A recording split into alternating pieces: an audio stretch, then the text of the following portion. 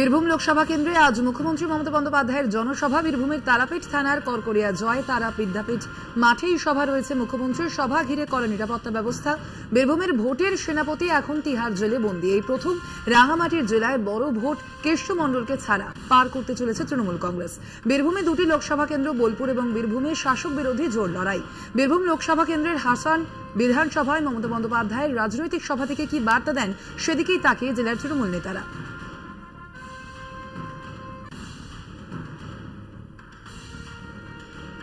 যারা ঝামেলার সৃষ্টি করছেন তারা এখন থেকেই সাবধান হয়ে যান, না হলে ৪ জুনের পর হিসাব হবে। গদা নিয়ে কাউকে উৎখাত করতে হয় না, দেখলেই উৎখাত হয়ে যায়।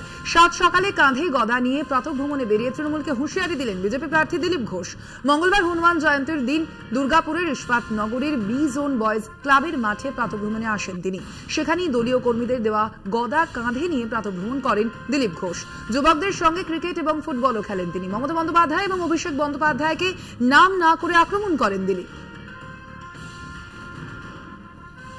ওদের থ্রেট করবে, টেররিস্টরা ভয় দেখায়, আমাদের নেতাদের খুন করেছে ভয় দেখাতো।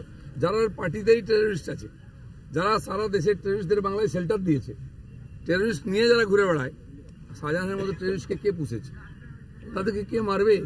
আর ইলেকশনে কোনো ইস্যু নাই, এখন প্রাণের ভয়, এই তাই পুলিশকে ফিট করেছে, এই বলো তাই বলো, এই সব সিম্প্যাথির ভোট চলে যায়। আমি মহিলা, সেটা চলে গেছে, আমার ঠ্যাং ভেঙেছে চলে গেছে, আমার মাথা পেটেছে চলে গেছে, এখন আমাকে মারছে। আরে তোমাকে পাশ দিয়ে কুকুরও দেখবে না, চলে গেল। আজকে মহাবীর জয়ন্তী, হনুমানজির জয়ন্তী, তো হনুমানজির পুজো তো গদা নিয়েই করতে হবে। লাড্ডু তো খাবেন না উনি ছোলা খাও আর গদা ঘুরাও, এটা হচ্ছে হনুমানজি। তাদের নেতারা বুঝতে পারছে হেরে ভূত হয়ে যাচ্ছে, পাবলিক সঙ্গে নেই, কর্মীরা আসছে না, নিজেরা মারামারি করছে, তো কি করবে? আমাদের গায়ে পরে ঝগড়া করছে। আমি বলে দিচ্ছি দিলীপ ঘোষ এসছে, ভেবে চিন্তা হাত দাও, কারণ আমি 4 জুনের পরেও এখানে 5 বছর থাকার জন্য কমপক্ষে এসেছি। হিসাব কিন্তু তখনও বুঝিয়ে দেবো। এখানে কালু মালু হালু হুলো কে গন্ডগোল করেছে কালকে, সব রিপোর্ট আমার কাছে আছে। আমি বলছি এখনো সময় আছে, যদি গন্ডগোল দ্বিতীয়বার করেছো কিন্তু হিসাব হবে। উৎখাত করার দরকার দেখলেই হয়ে যায় উৎখাত। মুর্শিদাবাদ কেন্দ্রে টক্কর ভোট প্রচারে 1 ইঞ্চিও জায়গা ছাড়তে নারাজ তৃণমূল, বিজেপি ও বাম কংগ্রেস জোট। মুর্শিদাবাদ লোকসভা কেন্দ্রের তৃণমূল প্রার্থী আবু তাহের খানের সমর্থনে রোড শো জলঙ্গিতে। হুটখোলা গাড়িতে চেপে পথ চলতি মানুষের কাছে ভোট চাইলেন প্রার্থী আবু তাহের খান। রোড শো থেকে রাজ্য সরকারের বিভিন্ন উন্নয়নের কথা তুলে ধরেন তৃণমূলের নেতাকর্মী সমর্থকেরা।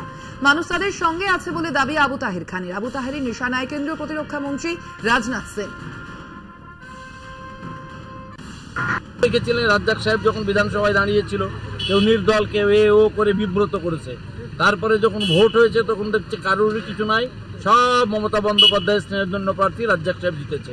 এবারও দেখবেন জলঙ্গিতে আমরা অনেক ভোটে লিড করব, কারণ মমতা বন্দ্যোপাধ্যায় মানুষের মধ্যে আছে। মানুষের প্রত্যেকটা মানুষকে যেভাবে তিনি তার পরিষেবা দিচ্ছেন এবং অর্থনৈতিকভাবে প্রত্যেকটা মানুষ যেভাবে আজকে লাভবান হচ্ছেন, আর সাম্প্রদায়িক সম্প্রীতি বজায় রাখতে মমতা ব্যানার্জি যে লড়াই করছেন বিজেপির বিরুদ্ধে, তাই মানুষ সমবেতভাবে আজকে এককাট্টা হয়ে বিজেপির বিরুদ্ধে লড়াই করছে।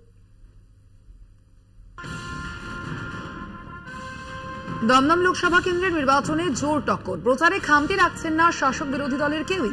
1 নম্বরে থাকবে তৃণমূল, 2 এবং 3 নম্বর পজিশনে থাকার জন্য টস করার পরামর্শ দিলেন তৃণমূল প্রার্থী সৌগত রায়। সৌগত রায়কে কটাক্ষশীল ভদ্র দত্তে। ওরা টস করুক, সিপিএম আর বিজেপি, ওরা ঠিক করুক কে ভালো। একটা অপদার্থ মিথ্যেবাদী সাংসদ, তার সঙ্গে দুর্নীতিগ্রস্ত কিছু পুরসভার লোক মিলে শুধু পানিয়াটি নয়, এই বিস্তীর্ণ অঞ্চলের মানুষের জীবন নিয়ে ছিনিমিনি খেলছে। তাই সবার আগে বলবো, এই আবর্জনা দূর করতে বা পানীয় জলের সমস্যা মেটানোর আগে সব থেকে বড় আপদটাকেই যদি পানিয়াটি এই দমদম থেকে লোকে সরিয়ে দেয়, তাহলে সব সমস্যা মিটবে। শিক্ষক নিয়োগ নিয়ে দুর্নীতিতে হাইকোর্টের রায়কে হাতিয়ার করে মঙ্গলবার সকাল থেকেই নির্বাচনী প্রচারে নামলেন ছাত্রনেতা যাদবপুর লোকসভা কেন্দ্রের বাম প্রার্থী সৃজন ভট্টাচার্য। এদিন প্রচারে বেরিয়ে যোগ্যদের অবিলম্বে চাকরির দাবি জানিয়েছেন তিনি। সোনারপুর উত্তর বিধানসভা এলাকার খিয়াদহ 1 নম্বর গ্রাম পঞ্চায়েত এলাকায় নির্বাচনী প্রচার সারেন তিনি। এই এলাকায় মানুষ এতদিন ভোট দিতে পারেনি বলে দাবি তাঁর। প্রায় মানুষ এতদিন ভোট দিতে পারে, রাস্তাঘাটের অবস্থা আপনি যা দেখছেন, এবং সব মিলিয়ে অনুন্নয়নের ছাপ, তোলাবাজির ছাপ, চুরি ডাকাতির ছাপ স্পষ্ট। তাতে মাটি মাফিয়া আছে, তাতে এখানে পরিবেশকে ধ্বংস করে, এই যা জলাভূমি আছে সেগুলোকে ধ্বংস করে বেআইনি বিভিন্ন রকম নির্মাণ, এবং তার প্রভাব এখন প্রকৃতিও তার জবাব দিতে শুরু করেছে। ফলত এই সব নিয়ে খেয়াদার উন্নয়ন, খেয়াদার মানুষের জন্য আমরা লড়তে নেমেছি। 51 সতীপীঠের অন্যতম নন্দিকেশ্বরী সতীপীঠ মন্দিরে পুজো দিয়ে মনোনয়নপত্র জমা দিলেন বীরভূমের তৃণমূল প্রার্থী শতাব্দী রায়। বীরভূমের সদর শহর সিউড়ির জেলা শাসকের দপ্তরে মনোনয়ন জমা দেন তিনি। দলীয় সূত্রে খবর, সিউড়ি দলীয় কার্যালয় থেকে মিছিল করে বীরভূম লোকসভা কেন্দ্রের তৃণমূল প্রার্থী শতাব্দী রায় এবং বোলপুর লোকসভা কেন্দ্রের তৃণমূল প্রার্থী অসিত মাল মনোনয়ন জমা দেন।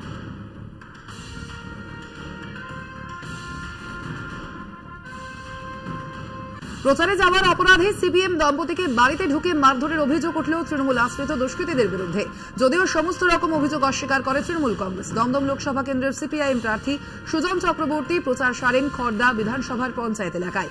বিলকান্দা 1 নম্বর পঞ্চায়েতের মহিষপোতা এলাকার সিপিএম কর্মী শ্রীবাস দাস এবং তার স্ত্রী সিপিএম প্রার্থী সুজন চক্রবর্তী প্রচারে মিছিলে গিয়েছিলেন। আর প্রচার মিছিলে যাওয়ার অপরাধেই সিপিএম দম্পতিকে বাড়িতে গিয়ে হুমকি ও মারধরের অভিযোগ উঠেছে। কাজকরায় বিলকান্দা 1 নম্বর পঞ্চায়েতের উপপ্রধান প্রবীর দাস ওরফে বাবাই ও তার দলবলের বিরুদ্ধে মারধর ও হুমকির ঘটনায় আতঙ্কিত হয়ে পড়ে সিপিএম দম্পতি। অভিযুক্তদের নামে ঘোলা থানায় অভিযোগ দায়ের করে ওই দম্পতি। গোটা ঘটনার তদন্তে ঘোলা থানার পুলিশ। আজকে বিকাল থেকে তোমাকে যেন রাস্তায় না দেখতে, বললাম কেন? বলছে না, তুমি অনেক বাড়াবাড়ি করছো, তোমাকে যেন রাস্তায় না দেখতে পাই, তাহলে তোমার প্রাণ সংশয় আছে। আপনি কোন দল করেন? আমি সিপিআইএম করি। যারা এসেছিল তারা তৃণমূল করে, আমার পাড়ার ছেলে সব। প্রথমে বলি, এটা ভিত্তিহীন ঘটনা, মিথ্যে কথা। সিপিএম আপনারা ঘুরে দেখবেন, গ্রামে সিপিএম দেয়াল লিখেছে, পোস্টার লাগিয়েছে, ফ্লেক্স লাগিয়েছে। যদি মনে হতো যে আমাদের দল বলবে, তাহলে তো প্রথম দিনই বলতে পারতো। মিথ্যে কথা, ভিত্তিহীন কথা। ওনারা প্রচারের আলোতে আসতে চায়, তাই মিডিয়ার সামনে কিছু হতো বলতে হবে, তাই বলেছে। এরকম কোনো ঘটনা ঘটেনি, ভিত্তিহীন ঘটনা। বহরমপুরে ভোট প্রচারে অধীর রঞ্জন চৌধুরী। সোমবার বহরমপুরের রানীবাগান, ইন্দ্রপ্রস্থ, লিবিকা স্কুল মোড় থেকে বান্ধব প্রেস মোড় পর্যন্ত পায়ে হেঁটে প্রচার সারেন কংগ্রেস প্রার্থী অধীর রঞ্জন চৌধুরীর প্রচারে কর্মী সমর্থকদের উপচে পড়া ভিড় লক্ষ্য করা যায়। কেউ অধীর রঞ্জন চৌধুরীকে মালা পরিয়ে স্বাগত জানান, কেউ বা আবার মাথায় হাত দিয়ে আশীর্বাদ করেন। মানুষের উন্মাদনা দেখে আপ্লুত অধীর রঞ্জন চৌধুরী। সাধারণ মানুষের সমর্থন দেখে জেতার বিষয়ে আশাবাদী বহরমপুর লোকসভা কেন্দ্রের কংগ্রেস প্রার্থী অধীর চৌধুরী।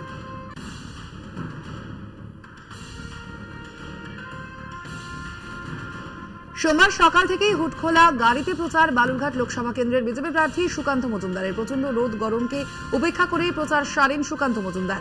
বালুরঘাটের খাদিমপুর, রবীন্দ্রনগর, সতনী সংঘ, সাহেব কাছারি সহ বিভিন্ন এলাকায় ঘুরে ঘুরে প্রচার সারেন তিনি। বিজেপি প্রার্থীর সঙ্গে ছিলেন বিজেপি কর্মী সমর্থকরাও।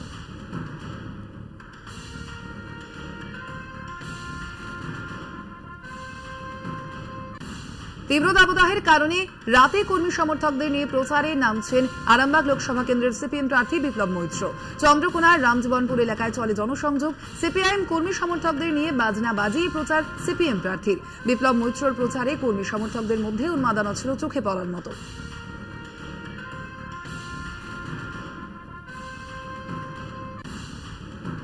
লেনিনের জন্মদিন পালন করে ভোট প্রচার শুরু করেন মুর্শিদাবাদের সিপিএম প্রার্থী মোহাম্মদ সেলিম। সোমবার সকালে হরিহরপাড়া ব্লকের নিশ্চিন্তপুর মোড়ে লেনিনের প্রতিকৃতিতে মাল্যদান করে প্রচার শুরু করেন তিনি।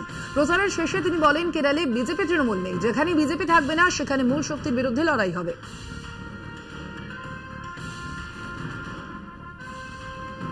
কথা হচ্ছে, যারা 365 দিন কাজ করে তাদেরকে শীত, গ্রীষ্ম, বর্ষা আলাদা আছে। যারা মোমের পুতুল থাকে তাদের অসুবিধা হয়। সারা যেখানে আমি যাচ্ছি, আমি তার লোকজন নিয়ে ঘুরি না, লাউ লস্কর নিয়েও ঘুরি না। যেখানে যাই সেখানে বাম, কংগ্রেসের কর্মী সমর্থক, এমনকি তৃণমূলের সমর্থক, বিজেপির সমর্থক, তারাও জুটে যাচ্ছে আমার সঙ্গে। আন্দোলন করতে হয়। আমাদের জেলা কেন্দ্র থেকে যেটা রবীন্দ্রভবনের সামনে লেনিনের মূর্তি আছে, প্রত্যেক বছর সেখানে হয়, সেখানে মালা দেওয়া হলো। আর যেখানে কর্মসূচি শুরু হচ্ছে সেখানে, কারণ লেনিন তো শুধু একটা দেশের নয়, গোটা বিশ্বের যারা মুক্তিকামী মানুষ, স্বাধীনতাকামী মানুষ, মেহনতি মানুষের পক্ষে যারা লড়াই করে, তাদের একজন আইকন। দলীয় পতাকা হাতে নিয়ে মিছিল করে মনোনয়নপত্র জমা দিলেন দুর্গাপুর লোকসভা কেন্দ্রের প্রার্থী সুকৃতি ঘোষাল এবং বর্ধমান পূর্ব লোকসভা কেন্দ্রের প্রার্থী নীরব খাঁ। বর্ধমান উত্তর ও দক্ষিণ মহকুমার এসডিওর দপ্তরে মনোনয়নপত্র জমা দেন তারা। তবে এই দিনের মিছিলে বামেদের দলীয় পতাকার মধ্যে কোথাও কংগ্রেস সমর্থিত কোন কর্মী কিংবা দলীয় পতাকা দেখা যায়নি।